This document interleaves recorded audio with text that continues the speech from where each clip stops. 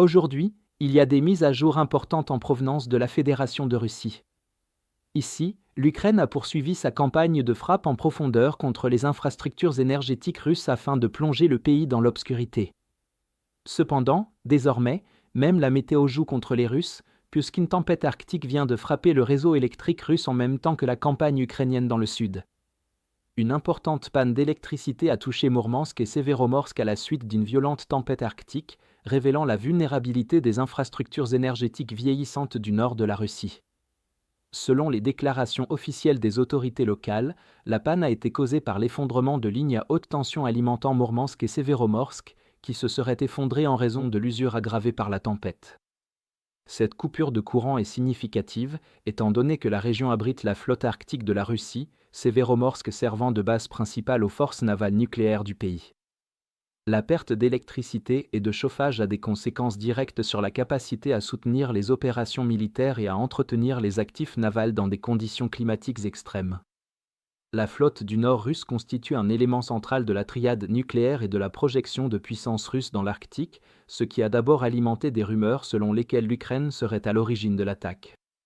Bien que l'Ukraine ne soit pas directement responsable de la panne de courant à Mourmansk, elle a profité du moment de crise pour mener des frappes de précision contre les infrastructures énergétiques pendant une période de vulnérabilité maximale.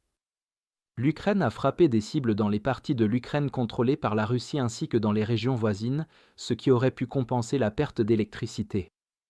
Immédiatement, Belgorod a subi ce que le gouverneur régional a décrit comme l'attaque la plus intense de la ville depuis le début de cette guerre, des rapports locaux faisant état de plus de 50 explosions dans la nuit, indiquant un schéma de frappe soutenu et concentré.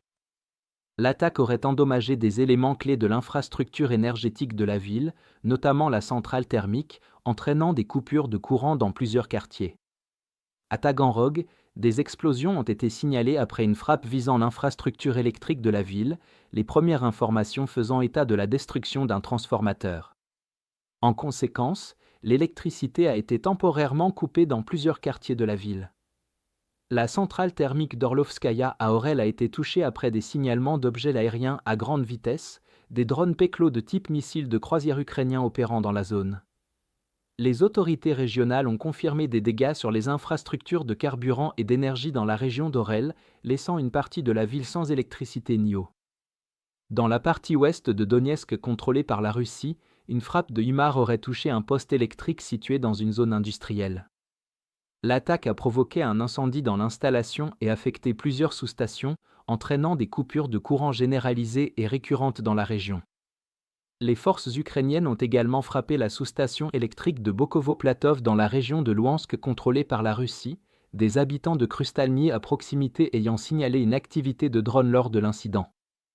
La frappe a perturbé la distribution d'électricité dans la zone, indiquant une attaque de drone à longue portée contre des infrastructures énergétiques critiques.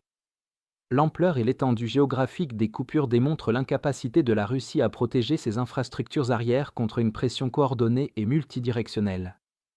Alors que les frappes venues du sud accentuaient la pression sur le réseau, une violente tempête arctique dégradait simultanément les systèmes énergétiques depuis le nord, créant des points de défaillance qui se chevauchaient sur l'ensemble du réseau. Cette convergence a ainsi déclenché des pannes d'électricité en cascade qui se sont propagées à travers les territoires contrôlés par la Russie et jusque dans l'intérieur du pays, révélant une fragilité systémique dans la capacité de transmission et de redirection. Les pannes d'électricité et de chauffage qui en ont résulté ont amplifié l'impact tant sur les infrastructures civiles que sur les installations militaires.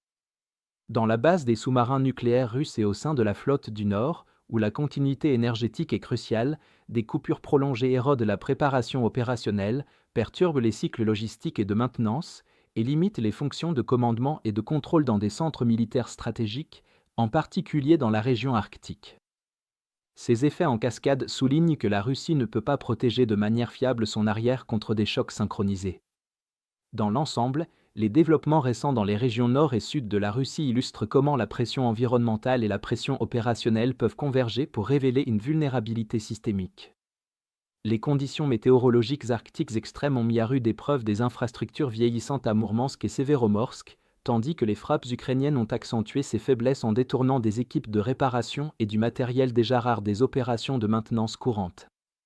Cette convergence a accéléré les défaillances dans les réseaux énergétiques de soutien arrière et militaire, provoquant des coupures de courant généralisées, des perturbations civiles et une baisse de la préparation militaire. Pris dans leur ensemble, ces événements démontrent que le système énergétique russe est extrêmement vulnérable à des pressions synchronisées et multivectorielles qui transforment rapidement des dégâts localisés en effondrements systémiques, les Ukrainiens tirant pleinement parti de ce constat.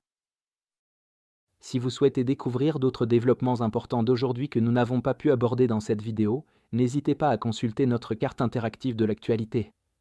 Le lien vers notre carte interactive se trouve dans la description ci-dessous. Merci d'avoir regardé cette mise à jour, et un merci tout particulier à tous ceux qui suivent déjà notre carte interactive.